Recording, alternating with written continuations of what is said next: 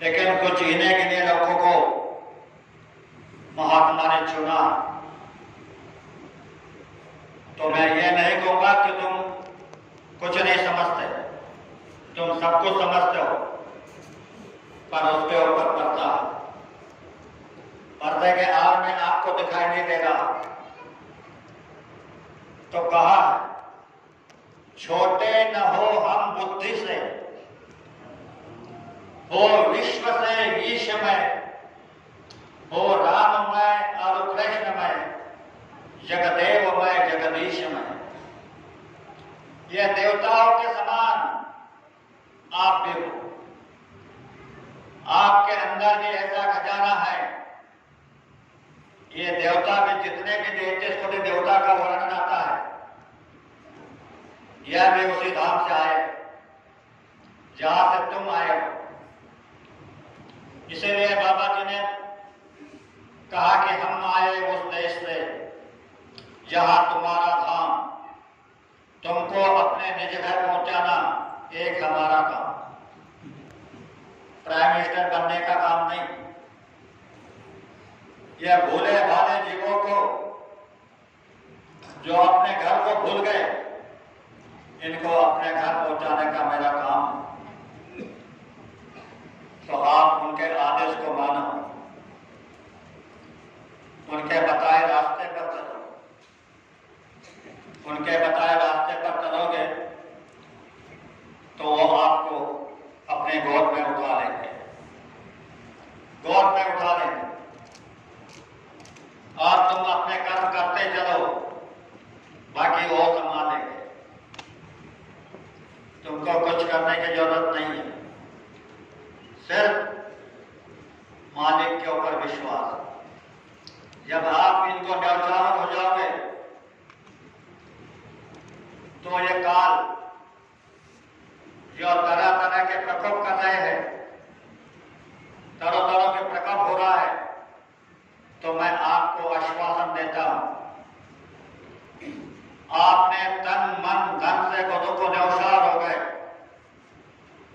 तो काल तो क्या, महाकाल में जाल बिछा देगा तो तुम्हारा बाल नहीं बाका होगा। महाकाल जानते हैं ना? महाकाल अलग है, मैं समझा देता हूं।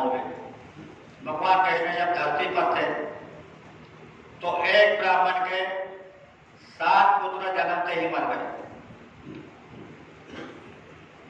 8वें पीरियड में उनकी पत्नी गर्भवती थी और डिलीवरी का समय आया। तो वो ब्राह्मण ने कहा कि चलो भगवान कृष्ण के पास जाएंगे, उनको अपनी शिकायत रखेंगे तो कम से कम ये बच जाएगा। ब्राह्मण वहां पहुंचता नहीं, तब तक भगवान यज्ञ के अनुष्ठान में बैठ गए। और जब ब्राह्मण वहां पहुंचा तो क्रोधित हो गया, कहने लगा मुझे मालूम था ये छलिया है, मेरे आने से पहले ये पूजा में बैठ गया, अब इसको मैं क्या कह सकता हूं, और मेरा बेटा जन्म लेने वाला है वो मर जाएगा। भला बुरा कहने लगा। तो अर्जुन आए, कहने लगे ब्राह्मण देवता मैं तुम्हारे साथ चलता हूं। बोले तुम क्या करोगे? बोले मैं तुम्हारे बच्चे की रक्षा करूंगा। और बोले नहीं हुई तो मैं अपनी कास्ट करूंगा।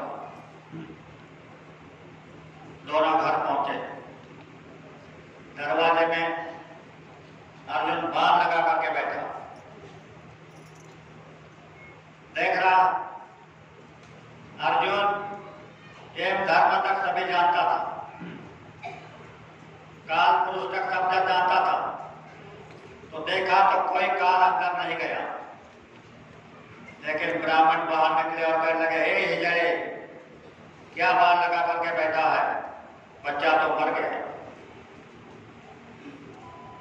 अर्जुन कहने लगा मैं यहां बैठा हूं, मुझे कोई जाते हुए नजर नहीं आया, तो बच्चा कैसे मर गया?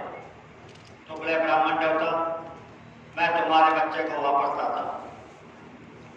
तो सीधा एक दरबार में गया और वहां कहने लगा कि एक जज्बा से यमराज से कहने लगा कि तुम्हारे दो ब्राह्मण के बच्चे को लाए हैं, उसे वापस कर दो। उसके 8 बच्चे मर गए। तो यमदूत ने कहा हमने उनके बच्चों को देखा भी नहीं तो लाना दूर है।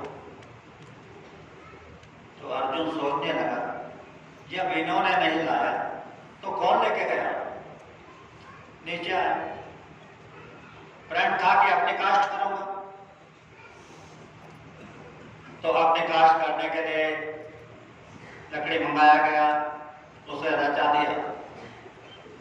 अर्जुन अपनी कास्ट करने के लिए उसको फेरी लगा रहे थे, तब से कृष्ण आ गए।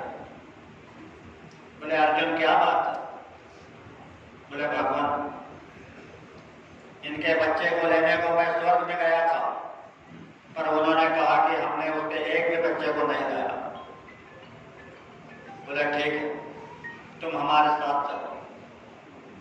तो भगवान अर्जुन को लेकर के महाकाल पुरुष के देश में गए। काल पुरुष के देश में नहीं, महाकाल पुरुष के देश में गए और वहां पर वो 8 बच्चे थे। तो भगवान ने कहा कि एक बच्चे को वापस कर दो। तो 8 बच्चे जो है वो अष्टवसु है। वसु जो आप कहते हैं वो अष्टवसु है। और गुरु महाराज ने इन अष्टवसुओं को आदेश दिया कि जब हमारे बच्चे रैली निकालेंगे तो इस रैली की रक्षा के लिए तुम जाना। तो ये अष्टवसु कितने बलवान हैं आपको शॉर्ट में बताता हूं। भीष्माचार्य एक वसु थे, अकेले भीष्माचार्य धरती को धाराशायी कर सकते थे, तो अष्टवसु तुम्हारे साथ रहते हैं, नवनाथ तुम्हारे साथ रहते हैं, रैली निकालने वालों के साथ। तो तुमको क्या डर है? रैली निकालो, शाकाहारी का प्रचार करो, कोई डर मत रखो। आपने अनुभव किया होगा कि मांस बेचने वाले के सामने आप मांसाहार व्रत का ऐलान करते हो, वो मांस को ढक देता है, तुमको कुछ नहीं बोलता। ये किसकी करामत है? आज तक रैली में किसी को किसने कुछ कहा ऐसा हुआ ही नहीं। तो भाइयों हाथ जोड़ता हूं, आप शाकाहारी प्रचार को जुड़ जाओ। मालिक का आदेश है और आदेश का पालन ही गुरु भक्ति है। तो मैंने आपको कल कहा था कि मैं पर्दे उतार करके दिखा दूंगा। तो पहला